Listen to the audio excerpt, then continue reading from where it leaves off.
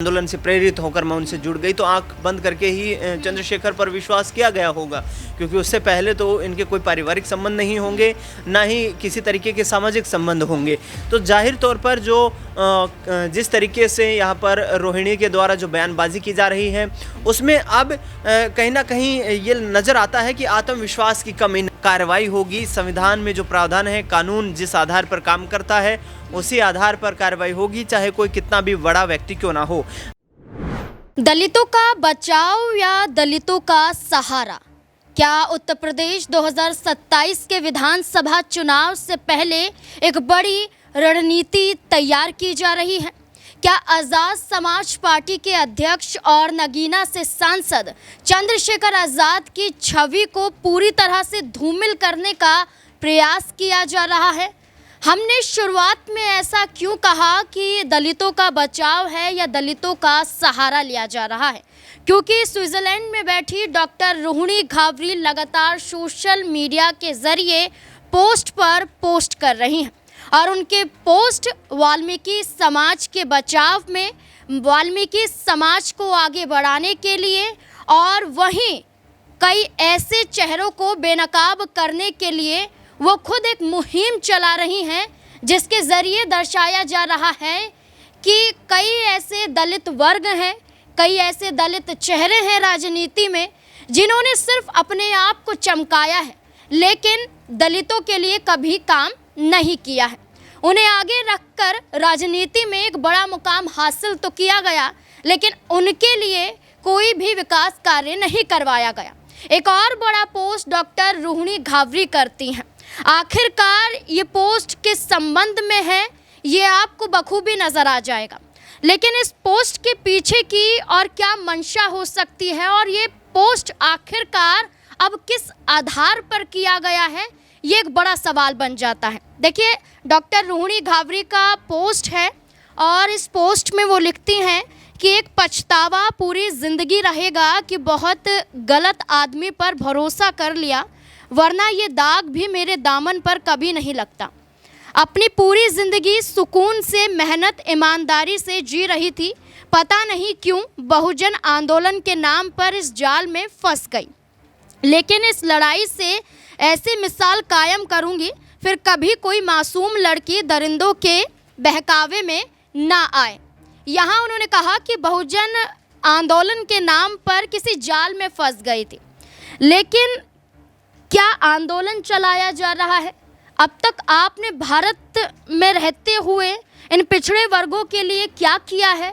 अब तक कोई भी ऐसी जानकारी या कोई भी ऐसा आपका पोस्ट सामने नहीं आया है। सिर्फ पोस्ट है तो आरोप भरे, पोस्ट है तो सिर्फ चंद्रशेखर आज़ाद को लेकर। देखिए, अब ये कहा जा रहा है कि ये पोस्ट का मकसद क्या हो सकता है। दरअसल आपको बता दें कि राष्ट्रीय महिला आयोग में शिकायत दर्ज करवाई गई थी डॉक्टर रोहिणी घावरी के जरिए। एक बार नहीं बल्कि 2 बार शिकायत दर्ज करवाई गई थी और आरोप खुद रोहिणी ने लगाया कि उनकी शिकायत पर कोई संज्ञान नहीं लिया जा रहा है। लेकिन अब संज्ञान को लेकर महिला आयोग ने इसे गंभीरता से लेते हुए मामले की प्रारंभिक जांच प्रक्रिया शुरू कर दी है, ऐसा कहा जा रहा है। तो ऐसे में क्या चंद्रशेखर आज़ाद पर शिकंजा कसने जा रहा है या सच सामने आ जाएगा कि आखिरकार कसूरवार कौन है? तो इसी से जुड़े हुए तमाम सवाल हैं, सवालों के जवाब लेंगे। मेरे साथ मेरे सहयोगी दिनेश जुड़ चुके हैं। दिनेश, क्या लगता है इस पूरे मामले को लेकर? अब राष्ट्रीय महिला आयोग की तरफ से भी जांच के आदेश दे दिए गए हैं। क्या लगता है जो भी आरोप प्रत्यारोप हो रहे हैं, रोहिणी घावरी सोशल मीडिया के जरिए आरोप लगा रही है, चंद्रशेखर आज़ाद कोर्ट में जवाब देने की बात कर रहे हैं, आखिरकार ये मामला कहाँ तक जाता हुआ नजर आ रहा है? देखिए, मामला काफ़ी गंभीर है। गंभीर इस तरीके से भी है कि ये विशेष तौर पर देखा जाए तो 2 राज्यों का मामला है। रोहिणी रहने वाली है इंदौर की और चंद्रशेखर उत्तर प्रदेश से संबंध रखते हैं। अब दोनों राज्यों में भारतीय जनता पार्टी की सरकार है, ये भी एक दिलचस्प पहलू है। और जिस तरीके से रोहिणी ने ये तमाम जो आरोप लगाए हैं, पहले सोशल मीडिया के ज़रिए उसने ये तमाम बातें जो हैं आम लोगों तक साझा की, शेयर की। उसके बाद जो राजनीतिक लोगों की प्रतिक्रियाएं आनी शुरू हुई और उसके बाद जो उत्तर प्रदेश महिला आयोग के उपाध्यक्ष हैं अपर्णा यादव, आपने देखा होगा कि कई बार उन्होंने भी ये बयान दिए कि किसी भी समाज की कोई महिला हो, कोई लड़की हो, चाहे दलित हो, चाहे पिछड़ी हो, किसी भी दल से किसी भी समुदाय से आती हो, किसी भी समाज से आती हो, किसी की भी भावनाओं के साथ खिलवाड़ नहीं होने दिया जाएगा।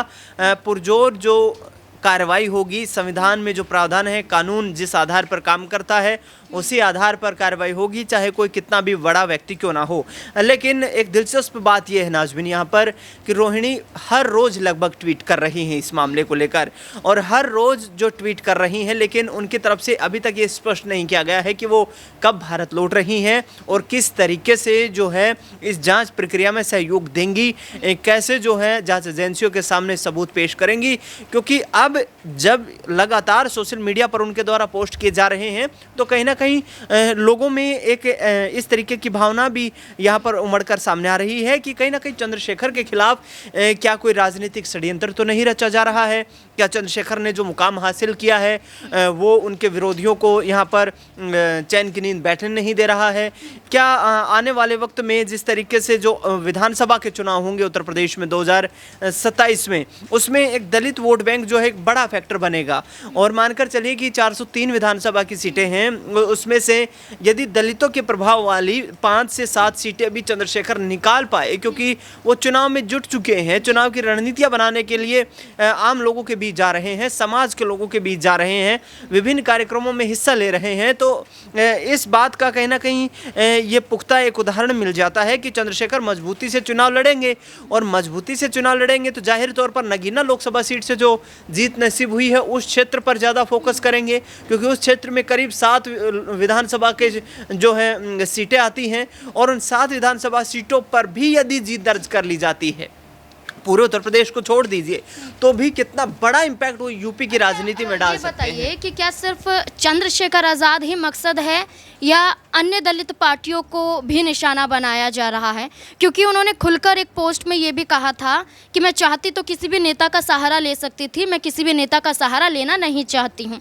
और एक और पोस्ट आता है जिसमें कहती हैं कि कोई भी हमारा मसीहा नहीं है, हम आंख बंद करके किसी को भी मसीहा नहीं मान सकते हैं। तो इन 2 पोस्ट के जरिए क्या उत्तर प्रदेश में तमाम दलित पार्टियों को निशाना बनाने की कोशिश? नहीं, देखिए, अब मसीहा मानने की बात जो है ये सीधे तौर पर कह रही है कि दलित आंदोलन के माध्यम से और उस आंदोलन से प्रेरित होकर मैं उनसे जुड़ गई, तो आंख बंद करके ही चंद्रशेखर पर विश्वास किया गया होगा, क्योंकि उससे पहले तो इनके कोई पारिवारिक संबंध नहीं होंगे, ना ही किसी तरीके के सामाजिक संबंध होंगे।